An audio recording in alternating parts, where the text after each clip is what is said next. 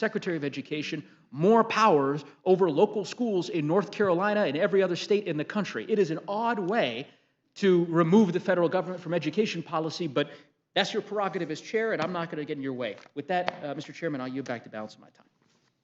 Gentleman from Texas is recognized for what other questions he wishes to address the panel.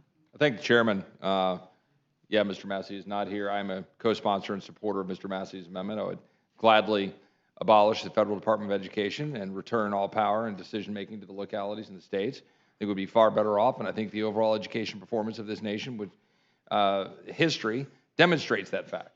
I have no qualms in saying that, and I'd certainly, allow the gentlelady to expand upon that if she wishes. But I assume that the gentlelady agrees with me that border security and immigration are plainly federal priorities as actually written into the Constitution of the United States. Would you agree with that?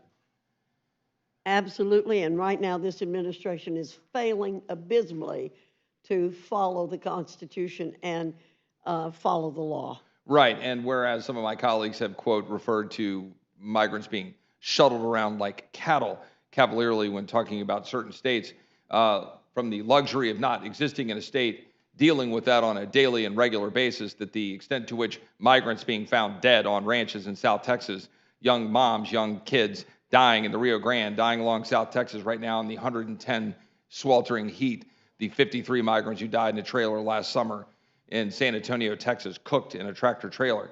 I guess they were being shuttled around like cattle by the cartels, making obscene amounts of money, moving them around like cattle because of the disastrous policies of this administration, endangering the American people and endangering migrants, all in the false name of compassion. I assume the gentlelady would agree with that.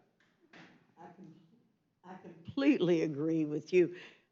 We are the ones showing compassion. We want the border shut down so people don't go through those horrible things. And let's add to that the vast number of women and children who are being sexually molested and raped while they're trying to get through the border.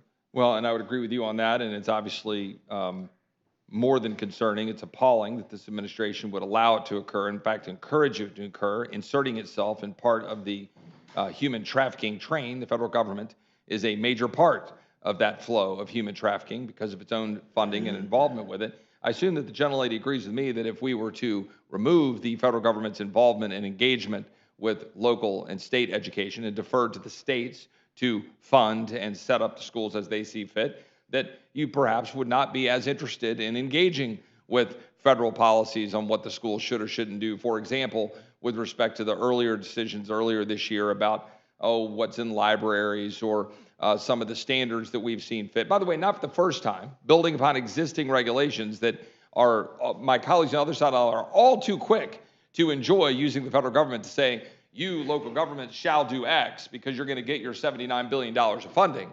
But, if you want to say, on the other side of the aisle, well, we would love to pull that funding back. We would love to get the federal government out of there. But since the other side of the aisle has no interest in doing that, at least as long as those dollars are flowing, we say there are certain things that we think ought to be covered. And I assume the gentlelady would agree with that. Completely agree with you that there's rampant hypocrisy abounding on these various issues. Agreed. And I'll close with this and yield my time back. At the center of all of this, of course, is the complete and utter disaster that is the southern border. We had a hearing in the Judiciary Committee just last week in which I was engaging with one of the witnesses. A dad whose son was killed by an illegal immigrant and who had engaged with then USCIS Director Alejandro Mayorkas when he was working under the Obama administration. And the dad testified in our committee that Mr. Mayorkas at that time lied to him repeatedly and engaged in no work whatsoever to try to deport the individual or work to punish the individual that had unfortunately killed this dad's son. I, of course, engaged with him about the extent to which the Secretary of Homeland Security had lied to me under oath in the House Judiciary Committee that we have operational control, quote unquote, of the border, as is required in the Secure Fence Act of 2006. That the Secretary, in fact, then testified in front of the United States Senate